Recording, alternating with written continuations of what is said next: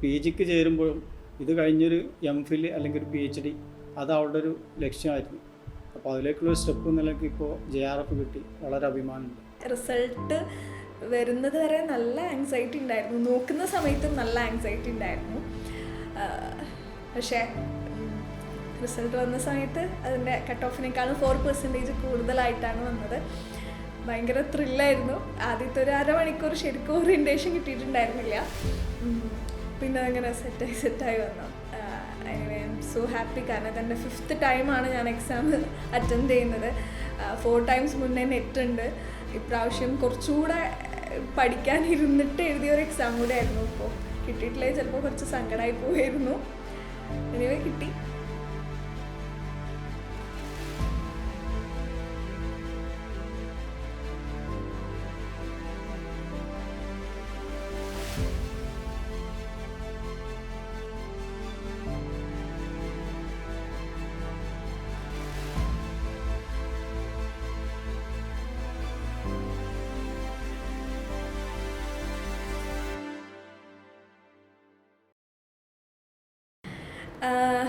ഞാൻ എൻ്റെ സ്വദേശം നിലമ്പൂരാണ്. അവിടെ ആ ഒരു ചുറ്റുപാട് പെട്ടെന്ന് പെൺകുട്ടികളെ നോർമലി കുറേ സ്ഥലങ്ങളിൽ കാണുന്ന പോലെ പെട്ടെന്ന് കല്യാണമെല്ലാം കഴിപ്പിച്ച് വിടുന്ന അങ്ങനെയുള്ള ഒരു ഏരിയ ഒക്കെ തന്നെയാണ്. എൻ്റെ നാടിനെ സ്പെസിഫിക് ആയിട്ട് പറയല്ല കേട്ടോ, നോർമലി കുറേ സ്ഥലങ്ങളിൽ കണ്ടുവരുന്ന അല്ലേ. ഇപ്പോൾ ഞാനിപ്പോൾ നിൽക്കുന്നിടത്തു നിന്നൊരു 6-7 വർഷം മാറ്റി ചിന്തിച്ചാൽ ബാക്കിലോട്ട് പോയാൽ ആ ഒരു സമയത്ത് പെട്ടെന്ന് കുട്ടികളെ കല്യാണം കഴിപ്പിച്ചു വിടുന്ന ഒരു സൊസൈറ്റി തന്നെ ആയിരുന്നു. ഒരു +2 കഴിഞ്ഞൊരു ഡിഗ്രി ഒക്കെ ആകുമ്പോഴേക്കും അയൽവാസികളായാലും അടുത്ത കുടുംബമല്ല ബന്ധത്തിൽപ്പെട്ടവരൊക്കെ പറഞ്ഞു, മറ്റുള്ളവരെ പോലെ ഇതാകരുത്, ഒരു കല്യാണപ്രായമൊക്കെ ആകുമ്പോൾ അതൊക്കെ ഒരു സമയത്തിന് ചെയ്യണം, പിന്നീട് നമ്മൾ ദുഃഖിക്കേണ്ടി വരും എന്നൊക്കെ പറഞ്ഞു. അയൽവക്കത്തു നിന്നും ബന്ധുക്കളിൽ കുറേ പേരൊക്കെ തന്നെ കെട്ടിക്കണ്ടേ ഇനി ഇങ്ങനെ പറഞ്ഞു വിടുന്നത്. പഠിച്ചാലും കല്യാണം കഴിപ്പിച്ചു വിടണം, അല്ലെങ്കിലും കല്യാണം കഴിപ്പിച്ചു വിടണം, കല്യാണം കഴിപ്പിച്ചു വിടൽ എന്തായാലും ചെയ്യണം, അതല്ലേ നല്ലതെന്ന് ചോദിക്കുന്ന ഇഷ്ടംപോലെ ആളുകളുണ്ടായിരുന്നു. നമ്മളോട് പലരും പറഞ്ഞൊരു കാര്യം, നിങ്ങൾ പെൺകുട്ടികളെ ഡിഗ്രിക്കും PGക്കും വിടുമ്പോൾ നിങ്ങൾക്ക് വരുന്ന ഒരു ഫൈനാൻഷ്യൽ ഒരു എക്സ്പെൻസ് ഉണ്ട്. അതൊരു പക്ഷേ നിങ്ങളുടെ കയ്യിലുണ്ടാവില്ല. നിങ്ങൾ ലോൺ എടുത്തിട്ടാകാം, അല്ലെങ്കിൽ വേറെ ഒന്ന് കടം വാങ്ങിയിട്ടാകും നിങ്ങൾ പഠിപ്പിക്കും. പക്ഷേ ആ കുട്ടിയെ പഠിപ്പിച്ച് വിട്ട് അത് ജോലിക്ക് വരുമ്പോഴേക്കും ഇതിൻ്റെ കല്യാണം കഴിയും. അതിൻ്റെ ഒരു ഫലം കിട്ടുന്നത് നിങ്ങൾക്കല്ല. പിന്നെ ഒരു പെൺകുട്ടിയെ പഠിപ്പിക്കുന്നത് കൊണ്ട് എന്ത് മെച്ചം എന്ന് ചോദിച്ച ആളുകളുണ്ട്. എനിക്കറിയാം ഉപ്പച്ചിമ്മച്ചിക്ക് അത്യാവശ്യം നല്ല പ്രഷർ ഉണ്ടായിട്ടുണ്ട് എന്നുള്ളത്. കാരണം +2 കഴിഞ്ഞ് ഒരു 6 വർഷം 7ാമത്തെ വർഷമൊക്കെ എൻ്റെ കല്യാണം നടന്നത്. PG കഴിഞ്ഞ് 1 വർഷം കഴിഞ്ഞിട്ടാണ് എൻ്റെ കല്യാണം കഴിഞ്ഞിട്ടുള്ളത്. ആ ഒരു സമയം എന്ന് പറയുന്നത് നമ്മുടെ നാട്ടിൽ നല്ലോണം പ്രപ്പോസൽസ് വീട്ടിലെത്തുന്ന സമയമാണ്. ഓരോ പ്രപ്പോസൽ വരുമ്പോഴും അതിൽ ബന്ധുക്കൾ കൊണ്ടുവരും, അയൽവക്കത്തുള്ള ആളുകൾ കൊണ്ടുവരും. അവരുടെ അടുത്തൊക്കെ നോ എന്ന് പറയാൻ ഉപ്പച്ചി ഉമ്മച്ചി എടുത്തിട്ടുള്ള ഒരു ഗട്ട്സ് അതെനിക്കെപ്പോഴും ഭയങ്കര സന്തോഷം അഭിമാനം ഒക്കെയാണ്. കാരണം നല്ല പ്രഷറാണ്. 22-23 വയസ്സായ പിന്നെ ഒരാൾ വന്ന് കല്യാണമൊന്നും കഴിച്ച് കൊണ്ടുപോവില്ല എന്നൊക്കെയുള്ള ഭയങ്കരമായിട്ടുള്ള പ്രഷർ അവർക്ക് ഉണ്ടായിട്ടുണ്ടെന്നുള്ള അറിയാം. പക്ഷെ മാക്സിമം ആ ഒരു സംഗതികൾ എൻ്റെ അടുത്തേക്ക് എത്താണ്ടിരിക്കാൻ അവർ ട്രൈ ചെയ്തിട്ടുണ്ട്.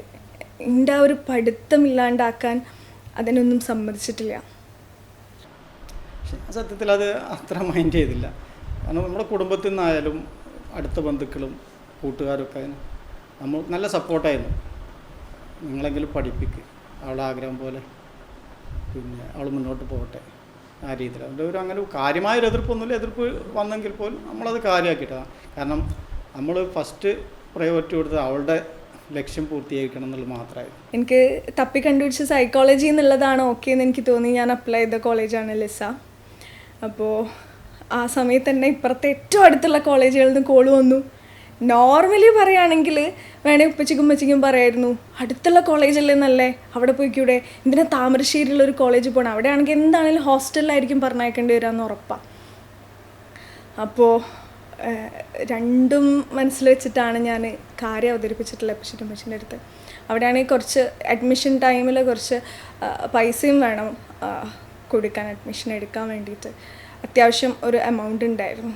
അപ്പോൾ ഉപ്പച്ചിൻ്റെ അടുത്ത് വിളിച്ചിട്ട് ഉപ്പച്ചി അങ്ങനെ ഭയങ്കര ഫിനാൻഷ്യലി സെറ്റിലായിരിക്കുന്ന ഒരു അവസ്ഥയിലൊന്നും അല്ലാതെ ഞാൻ ഉപ്പച്ചി അടുത്ത് പറഞ്ഞു, ഉപ്പച്ചി എനിക്ക് സൈക്കോളജി കോഴ്സ് എടുക്കണം, ഇത്രയൊക്കെ ആവും അഡ്മിഷൻ എടുക്കാനുള്ള എമൗണ്ട് തരുമോന്നോ അല്ലെങ്കിൽ പോട്ടേന്നോ ഒന്നും ചോദിച്ചിട്ടില്ല. ഉപ്പച്ചി ചെയ്തത് അടുത്തൊരു 4-5 ദിവസത്തിനുള്ളിൽ പൈസ അയക്കുക ചെയ്തു. പക്ഷേ ഞാൻ അപ്പച്ചൻ്റെ കൂടി പോയിക്കോ, അവിടെ നിന്ന് ആയിക്കോട്ടെ, എന്നാൽ ഹോസ്റ്റലിൽ നിൽക്കാം, എന്നാൽ എന്നും ബസ്സിൽ പോയി വരുന്ന ബുദ്ധിമുട്ടൊന്നുമില്ലല്ലോ, അവിടെ നിന്ന് തന്നെ ആയിക്കോട്ടെ. ഉപ്പച്ചി എതിർത്തിട്ടേ ഇല്ല. അതേസമയം ഉപ്പച്ചി പഠിച്ച കോളേജിൽ നിന്നൊക്കെ എനിക്ക് കോൾ വന്നിട്ടുണ്ട്. ഉപ്പച്ചും പഠിച്ച കോളേജുകളിൽ തന്നെ ഞാൻ അപ്ലൈ ചെയ്തിട്ടുണ്ട്. എനിക്ക് കോൾ വന്നിട്ടുണ്ട്, ഇൻ്റർവ്യൂ കോൾ വന്നിട്ടുണ്ട്. ഉപ്പച്ചി ഒന്നും പറഞ്ഞില്ല, അവിടെ പോയിക്കോന്നും ഒന്നും പറഞ്ഞിട്ടില്ല. ഉപ്പച്ചി ആ പൈസ എനിക്ക് തന്നിട്ട് അപ്പാപ്പാരുടെ അടുത്ത് തന്ന് കൊണ്ടുപോയി ചേർക്കുക ചെയ്ത്. അപ്പോഴൊന്നും ഉപ്പച്ചി നാട്ടിലില്ല, ഉപ്പച്ചി സൗദിയിലാണുള്ളത്, ഉപ്പച്ചി അടുത്തില്ല. അധികം ആരും ആ സമയത്ത് തിരഞ്ഞെടുക്കാത്തൊരു വിഷയം അത് അവൾക്ക് +2 കഴിഞ്ഞ സമയത്ത് തിരഞ്ഞെടുത്തപ്പോൾ മനസ്സിൽ അങ്ങനെ ഒരു സൈക്കോളജി എന്നൊരു വിഷയം എടുത്തു. അവൾക്ക് അതിൽ ഡിഗ്രിക്ക് അഡ്മിഷൻ കിട്ടിയപ്പോൾ അവൾക്ക് വളരെ സന്തോഷമായി. ഞാൻ ആ സമയത്ത് ഇവിടെ ഇല്ല, ഗൾഫിലായിരുന്നു. അപ്പോൾ ഇപ്പം അങ്ങനെ ഒരു ഇത് കിട്ടി, ഞാൻ ചേട്ടൻ എൻ്റെ ഇഷ്ടം അതാണെങ്കിൽ ചേർന്നോന്ന് പറഞ്ഞു. ഇപ്പോൾ എതിർത്തിട്ടില്ല ഉപ്പച്ചി. അങ്ങനെ ഭയങ്കരമായിട്ട് കയ്യിൽ അന്ന് പൈസ ഉള്ളതുകൊണ്ടല്ല അന്ന് എനിക്ക് എന്നെ ചേർത്താൻ പൈസ തന്നിട്ടുള്ളതല്ല, എനിക്ക് നല്ല ബോധ്യമുണ്ട്. അതുകൊണ്ട് തന്നെ ഡിഗ്രി പഠിക്കുമ്പോഴൊക്കെ ആ ഒരു ഇൻസിഡൻറ്റ് വല്ലാണ്ട് മനസ്സിലുണ്ട്. അപ്പോൾ ഓരോ പ്രാവശ്യം എക്സാമിന് പഠിക്കുമ്പോഴും ഇപ്പച്ചൻ്റെ കയ്യിൽ അങ്ങനെ ഇല്ലാത്തൊരു പൈസ ഉണ്ടാക്കിയിട്ടാണ് എനിക്ക് തന്നേന്നുള്ള ഒരു ഇതിലാണ് പഠിച്ചത്. അതുകൊണ്ട് തന്നെ എനിക്ക് ഏറ്റവും ഞാൻ സാറ്റിസ്ഫൈഡ് ആയിട്ടുള്ള പഠിത്തം എന്ന് പറയുന്നത് ഡിഗ്രിയിലെയും PGയിലെയും പഠിത്തമാണ്. അത് രണ്ടും ഞാൻ ഇപ്പച്ചിൻ്റെ വേർപ്പുകൊണ്ടാണ് പഠിച്ചിട്ടുള്ളത്. ആ ഡിഗ്രി പൂർത്തിയാക്കി തരക്കേടില്ലാത്ത മാർക്കോടി പൂർത്തിയാക്കിയതാണ് ആദ്യമായിട്ട് അവളുടെ ഒരു ഇതിൽ സന്തോഷം. അത് കഴിഞ്ഞ് PGക്ക് കാലിക്കറ്റ് യൂണിവേഴ്സിറ്റി ക്യാമ്പസ് തന്നെ അഡ്മിഷൻ കിട്ടി. അതും തരക്കേടില്ലാത്ത റാങ്കോട് കൂടി അഡ്മിഷൻ കിട്ടി. ഇതെല്ലാം 2-3 ഘട്ടങ്ങളിൽ ഈ അവളുടെ അക്കാഡമിക് കാലഘട്ടത്തിൽ തന്നെ നമുക്ക് മനസ്സിന് സന്തോഷം നൽകുന്ന അനുഭവങ്ങൾ തന്നെയാണ്. ഉമ്മച്ചിനെ സംബന്ധിച്ചിടത്തോളം ഞാൻ ഹാപ്പി ആവുമോ എന്നുള്ളത് എല്ലാ ഡിസിഷനിലും അവർ ശ്രദ്ധിച്ചിട്ടുണ്ട്. ആ ഒരു റീസൺ കൊണ്ട് തന്നെയാണ് എനിക്ക് എന്തെങ്കിലും ഒരു റീസൺ പറയാനുണ്ടെങ്കിൽ ആദ്യം മനസ്സിലേക്ക് വരാൻ അവരൊറ്റ റീസൺ തന്നെയാണ്. എന്നെക്കാളും കൂടുതൽ അവരെടുത്ത തീരുമാനത്തിൽ അവർ പെർസിസ്റ്റ് ചെയ്തു എന്നുള്ളത് കൊണ്ടാണ്. +2 കഴിഞ്ഞ് ഞാൻ താമരശ്ശേരിയാണ് പഠിച്ചത്, ഹോസ്റ്റൽ ലൈഫായിരുന്നു. അത് കഴിഞ്ഞ് യൂണിവേഴ്സിറ്റിയാണ്. എനിക്കിഷ്ടമുള്ളതൊക്കെ ഓപ്റ്റ് ചെയ്യാനുള്ളൊരു സ്വാതന്ത്ര്യം തന്നിട്ടുണ്ട്, ഇപ്പോഴും അതെ. അപ്പോൾ ഇതൊക്കെ അതിൽ നിന്നാണ് തുടങ്ങിയത് എന്നുള്ളതാണ് വിശ്വസിക്കുന്നത്. ഒരു മാതാപിതാക്കളും എനിക്ക് പറയാനുള്ളത് അങ്ങനൊരു കുട്ടികളെ പഠിപ്പിക്കാനുള്ളൊരു +1 +2 വിദ്യാഭ്യാസം മതി പെൺകുട്ടികൾക്ക് എന്നുള്ള ആ കാഴ്ചപ്പാട് തിരുത്തണം. അതൊക്കെ കുറേ കാലം മുമ്പ് തിരുത്തപ്പെടേണ്ട ഒരു കാര്യം തന്നെയാണ്. ഇപ്പോഴും പറഞ്ഞ പോലെ പലരും അതേ രീതിയിലാണ് ഇപ്പോഴും മുന്നോട്ട് പോകുന്നത്. +2 കൂടി പെൺകുട്ടികളെ നിർത്തുക, 18 വയസ്സ് പൂർത്തിയാകുമ്പോൾ കേസും കാര്യങ്ങളൊന്നും വരില്ലെന്ന് ഉറപ്പ് വരുത്തി കല്യാണം കഴിച്ചുവിടുക. അതല്ല, കുട്ടികളെ പെൺകുട്ടിയായാലും ആൺകുട്ടിയായാലും നല്ലവണ്ണം പഠിപ്പിക്കുക. അത് അവരുടെ ഭാവി, നമ്മളെ കാലം കഴിഞ്ഞാലും അവരുടെ ഭാവി സുരക്ഷിതമായിരിക്കുന്നതിന് വളരെ ഉപകാരപ്പെടും. അത് നമ്മൾ പ്രത്യേകം ശ്രദ്ധയിലെത്തേണ്ട വിഷയമാണ്. ലൈഫിൽ ഇതുവരെ ഉണ്ടായിട്ടുള്ള അച്ചീവ്മെൻറ്റ്സ് എന്താണെന്ന് ചോദിച്ചാൽ ഭയങ്കര കൺഫ്യൂസ്ഡ് ആയി പോട്ടെ. അച്ചീവ്മെൻറ്റ് ഓറിയൻറ്റഡ് ആണ്, പക്ഷേ ഭയങ്കര ഒരു മൈൽ സ്റ്റോൺ പോലെയുള്ള അച്ചീവ്മെൻ്റൊക്കെ എന്താണെന്ന് ചോദിച്ചാൽ എനിക്ക് ആക്ച്വലി അറിയില്ല. ഫസ്റ്റ് എൻ്റെ ലൈഫിൽ പേഴ്സണലി ഞാൻ എൻ്റെ വലിയൊരു അച്ചീവ്മെൻ്റ് ആയിട്ട് കരുതുന്നത് UP സ്കൂൾ പഠിച്ച സമയത്ത് 7ാം ക്ലാസ്സിൽ നിന്ന് പാസ് ഔട്ട് ആകുമ്പോൾ ബെസ്റ്റ് സ്റ്റുഡൻറ്റിനുള്ളൊരു അവാർഡ് കിട്ടിയിട്ടുണ്ടായിരുന്നു, ഒരു വലിയ ട്രോഫി.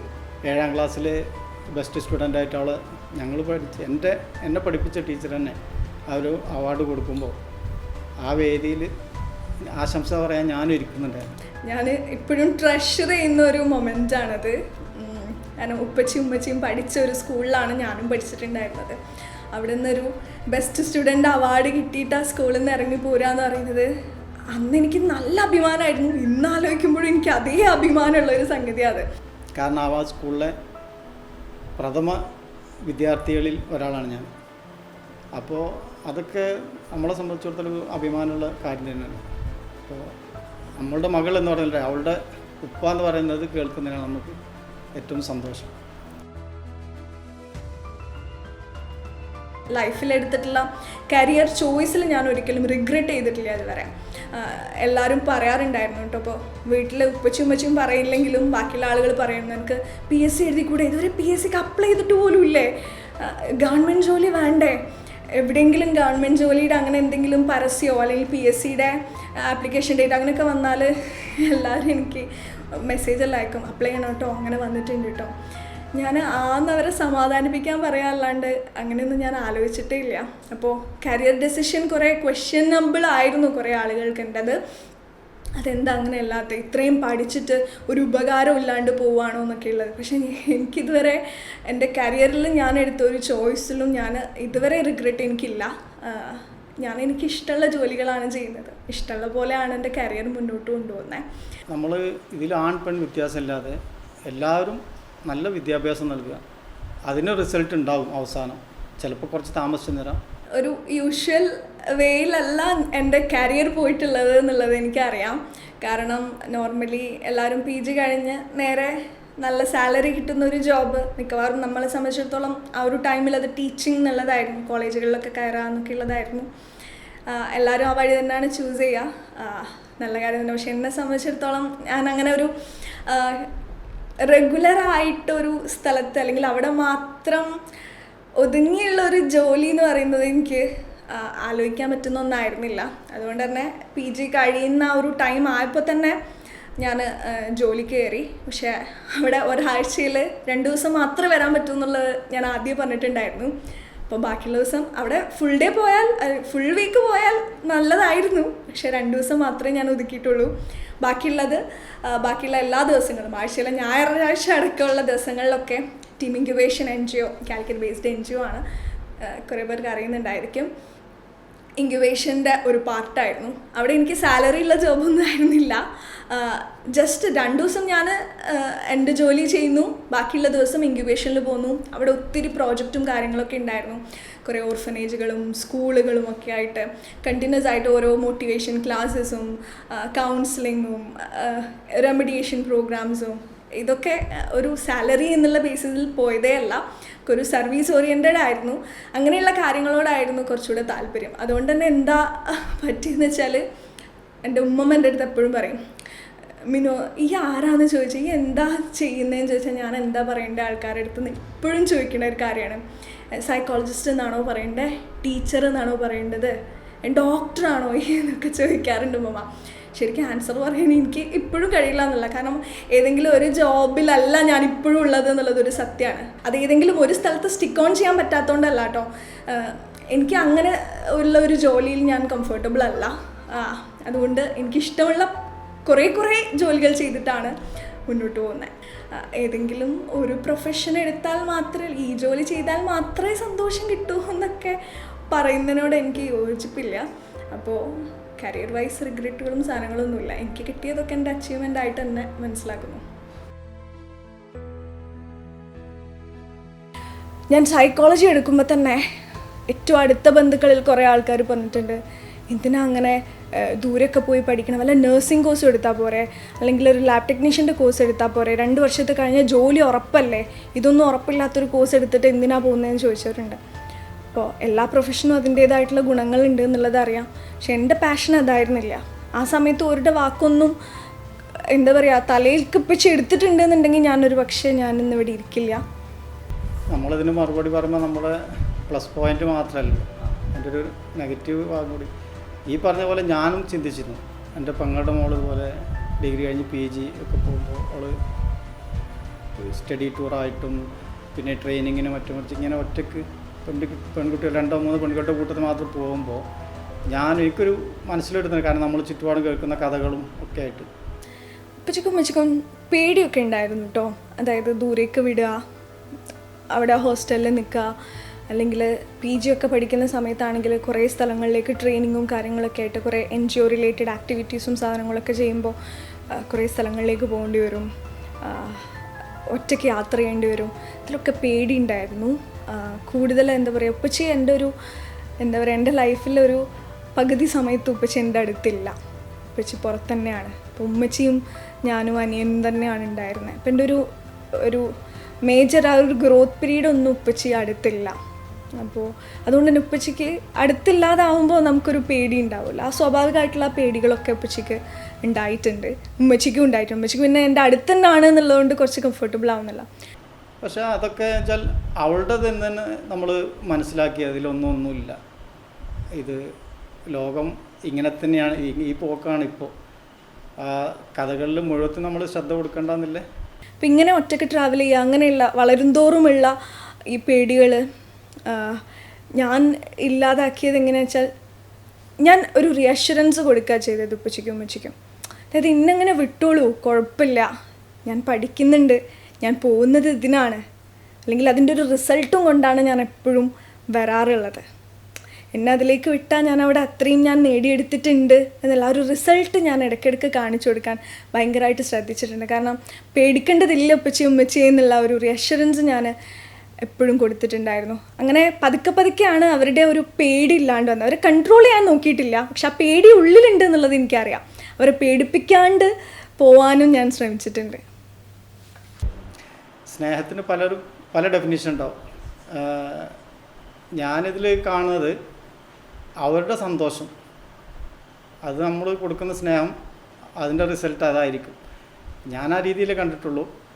നമ്മളെത്ര ഒരു സ്ട്രിക്റ്റായിട്ടൊരു ഭയങ്കര ചിട്ടയിൽ നോക്കിയിട്ട് അവർ അങ്ങോട്ടും തിരിയാൻ വയ്യ ഇങ്ങോട്ടും തിരിയാൻ വയ്യ, അപ്പോൾ അത് അവരുടെ ഒരു ആ പഠനത്തിൻ്റെ അല്ലെങ്കിൽ അവരുടെ ഒരു ജീവിതത്തിൻ്റെ ഫ്ലോ അതിനെ തടസ്സപ്പെടുത്തുമെന്ന് വിശ്വസിക്കുന്ന ആളാണ് ഞാൻ. കാരണം അവർ നല്ലതാണ് ചെയ്യുന്നത്, നല്ലതേ ചെയ്യൂ എന്നുള്ളൊരു ധൈര്യം നമുക്കുണ്ടെങ്കിൽ അവരെ കൂടുതൽ കർശനമായിട്ട് പിടിക്കേണ്ട. കാരണം നമ്മളങ്ങനെ പിടിച്ചിട്ടും കാര്യമൊന്നുമില്ല. ഇപ്പോൾ നമ്മൾക്ക് അവർ പോകുന്നിടത്തെല്ലാം പോകാനോ അല്ലെങ്കിൽ അങ്ങനെ ഒരു സംരക്ഷണ ഭിത്തി കെട്ടാനൊന്നും പറ്റില്ല. അപ്പോൾ അവരെ നമുക്ക് കഴിയുന്ന രീതിയിൽ അവർ നല്ല രീതിയിൽ പോകുന്ന രീതിയിൽ നമ്മൾ ഉപദേശിക്കുക, അതനുസരിച്ച് അവർ പോകുന്ന നമ്മൾ ഉറപ്പ് വരുത്തുക. എന്നതിൽ കവിഞ്ഞ് അവരെ ഒരു ചങ്ങലയിട്ട് കെട്ടി അത്രയും ഇതായിട്ട് പോകുന്നതിന് അങ്ങനെ വിടുന്നതിനോട് എനിക്ക് യോജിപ്പില്ല. ഒരു ഓർഗനൈസേഷണൽ സെറ്റപ്പിലും നമ്മൾ പുറത്തേക്ക് ഇറങ്ങുമ്പോൾ എനിക്ക് പേഴ്സണലി ഫീൽ ചെയ്തിട്ടുള്ള ഒരു കാര്യം എന്താ വെച്ചാൽ, മേ ബി പ്രിവിലേജ്ഡ് ആയിട്ട് തോന്നാം, പക്ഷേ ഞാൻ ചെന്ന് പെട്ട സ്ഥലങ്ങളിൽ എനിക്ക് അങ്ങനെ ഒരു ജെൻഡർ വൈസ് ഡിസ്ക്രിമിനേഷനോ കാര്യങ്ങളൊന്നും ഉണ്ടായിട്ടില്ല. പക്ഷെ പേഴ്സണലി നോക്കുവാണെങ്കിൽ എന്നെ കുറേ കാര്യം ലിമിറ്റ് ചെയ്തിട്ടുണ്ട്. അതായത് കൂടുതൽ ഒരു മെജോറിറ്റി എന്താ പറയുക ജെൻസ് ആയിട്ടുള്ള മെയിൽസ് ആയിട്ടുള്ള ഒരു സ്ഥലത്ത് ഒരു ഓർഗനൈസേഷനിലൊക്കെ ഞാനൊരൊറ്റ ഗേളായിരിക്കാം. അങ്ങനെ കുറേ സിറ്റുവേഷനിലൂടെ കടന്നു വന്നിട്ടുണ്ട്. ഇപ്പോഴും അതിലൂടെയൊക്കെ തന്നെയാണ് കടന്നു പോയിക്കൊണ്ടിരിക്കുന്നത്. അപ്പോൾ അങ്ങനെയുള്ള ഒരു ഗ്രൂപ്പ് സിറ്റുവേഷനിൽ, ഒറ്റക്കായിരിക്കെ ഉള്ള ഗ്രൂപ്പ് സിറ്റുവേഷനിൽ ഒരു മീറ്റിംഗ് വരുമ്പോൾ, ഒരു ഡിസ്കഷൻ വരുമ്പോൾ എൻ്റെ വോയിസ് പുറത്തേക്ക് എടുക്കാൻ എനിക്ക് ഭയങ്കര ബുദ്ധിമുട്ടായിരുന്നു. അത് ഞാൻ നന്നായിട്ട് സംസാരിക്കും, എനിക്ക് കുറേ കാര്യങ്ങൾ അറിയാം, എനിക്ക് ബാക്കിയുള്ളവരുടെ അടുത്തത് ഷെയർ ചെയ്യാനൊക്കെ എനിക്കറിയാം. പക്ഷെ ഒരു ഗ്രൂപ്പ് സെറ്റിങ്ങിൽ ഒരു പെൺകുട്ടി ആയിരിക്കെ ആദ്യമൊക്കെ എനിക്ക് സംസാരിക്കാൻ ഭയങ്കര ബുദ്ധിമുട്ടുണ്ടായിരുന്നു. ഇപ്പം ഞാനത് ഓവർകം ചെയ്തത് ആക്ച്വലി ഒരു ഗ്രാജുവൽ പ്രോസസ്സാണ്. പെട്ടെന്നൊരു ദിവസം തീരുമാനമെടുത്ത് ഞാൻ പിറ്റേ ദിവസം മുതൽ ഭയങ്കര ഇതായിട്ട് വന്നിട്ടുള്ളതല്ല. ഇനീഷ്യലി ഉണ്ടായിരുന്ന ആ ഒരു പേടി പതുക്കെ പതുക്കെ ഞാൻ സംസാരിക്കാൻ തുടങ്ങി മാറ്റിയതാണ്. അപ്പോൾ ഞാനെന്ന ഒരു സ്ത്രീ സംസാരിച്ച് ഒരു തഴക്കം വന്നത് ഒരു പ്രാക്ടീസിലൂടെയാണ്, ഒരു ഗ്രാജുവൽ പ്രോസസ്സായിരുന്നു. ഭയങ്കര ബുദ്ധിമുട്ടുള്ളൊരു സ്റ്റേജുമായിരുന്നു കേട്ടോ. നമുക്ക് കുറേ ഐഡിയാസ് ഉണ്ടാവും, പക്ഷെ നമുക്ക് ഷെയർ ചെയ്യാൻ പറ്റുന്നില്ല. അന്ന് വീട്ടിൽ പോയാൽ ഭയങ്കര കുറ്റബോധമായിരിക്കും, എനിക്കത് പറയാൻ പറ്റിയില്ലല്ലോ.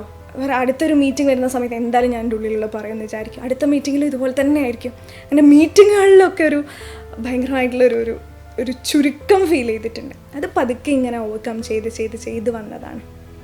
അതാണ് എനിക്ക് ഒരു ഓർഗനൈസേഷണൽ സെറ്റപ്പിൽ ഒരു സ്ത്രീ ആയിരുന്നതിൽ വന്നിട്ടുള്ള ഒരു സംഗതി. ബാക്കി ഒരു ഡിസ്ക്രിമിനേറ്റിംഗ് അങ്ങനെയുള്ള ബുദ്ധിമുട്ടുകളൊന്നും ഉണ്ടായിട്ടില്ല. ഏറ്റവും കൂടുതൽ ചലഞ്ചിങ് ആയിട്ട് വന്നിട്ടുള്ളത് കല്യാണാലോചനകളാണ്. കാരണം 9ാം ക്ലാസ്സിൽ നിന്നാണ് എനിക്ക് ആദ്യത്തെ പ്രപ്പോസൽ വന്നിട്ടുള്ളത്.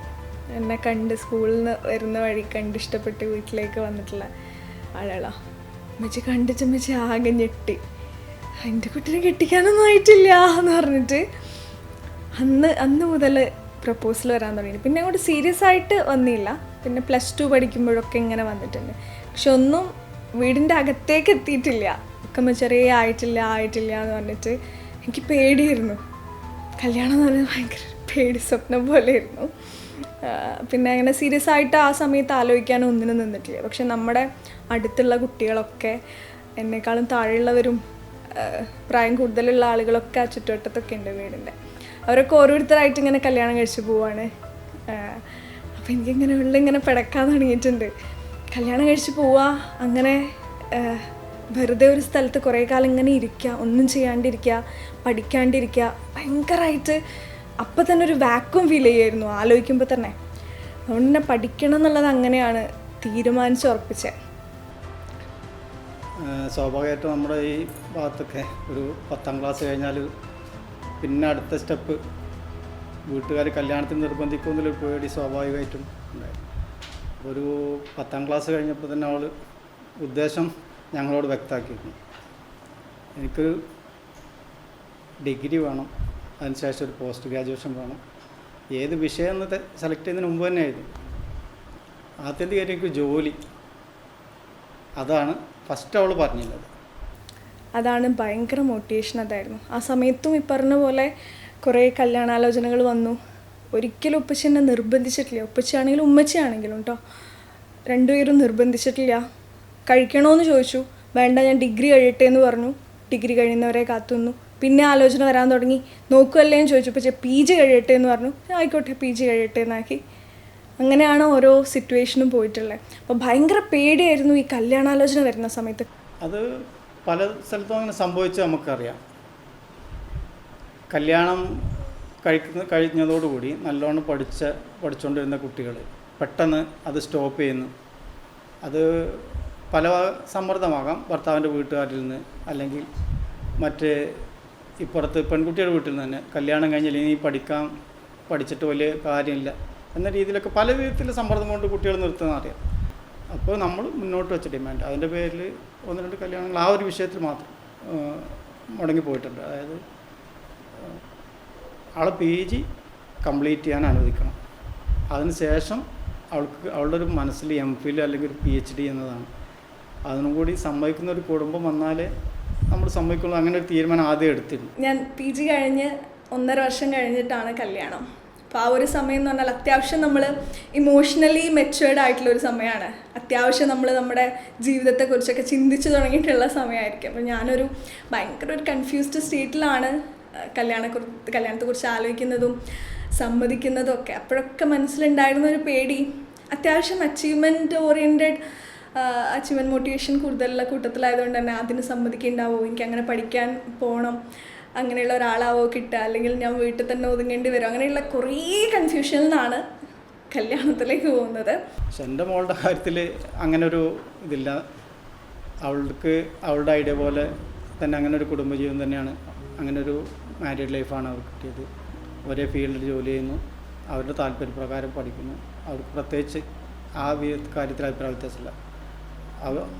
ഭർത്താവിൻ്റെ കൂടി നല്ല പ്രോത്സാഹനത്തോടുകൂടിയാണ് ഇപ്പോൾ ഈ JRF നേടിയത്.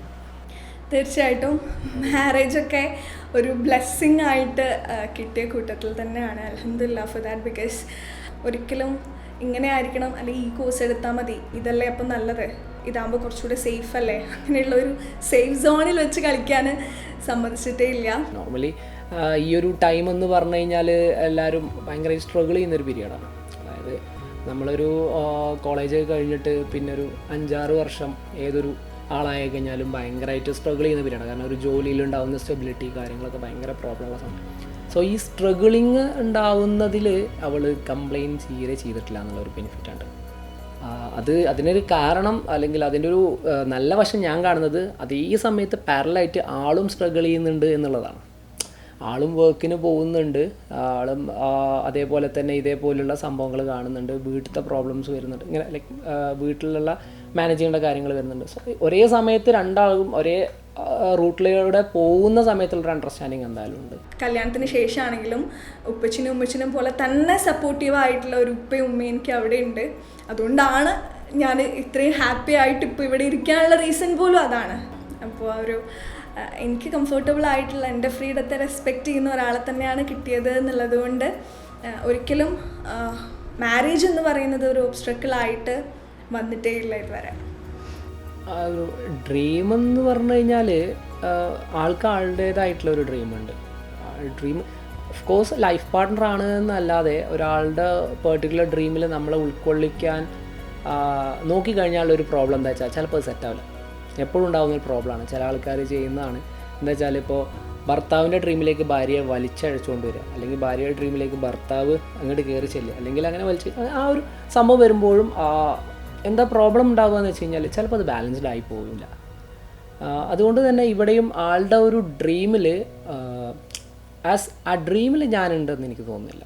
ലൈക്ക് ഡ്രീം എന്ന് പറഞ്ഞാൽ ആൾക്ക് കുറേ സർവീസ് ചെയ്യണം, ആളുകളെ ഹെൽപ്പ് ചെയ്യണം എന്നുള്ള രീതിയിൽ, ലൈക്ക് അങ്ങനത്തെ ഒരു സെറ്റപ്പ് ഉണ്ടാക്കണം എന്നൊക്കെയാണ് താല്പര്യം. ഒരു NGO പോലെയൊക്കെ ഒരു സംഭവം എന്നൊക്കെ. ആൻഡ് അപ്പോൾ അവിടെയൊന്നും നമ്മൾ കയറി ചെല്ലേണ്ട ആവശ്യമില്ല. As A life partner of course ഞാൻ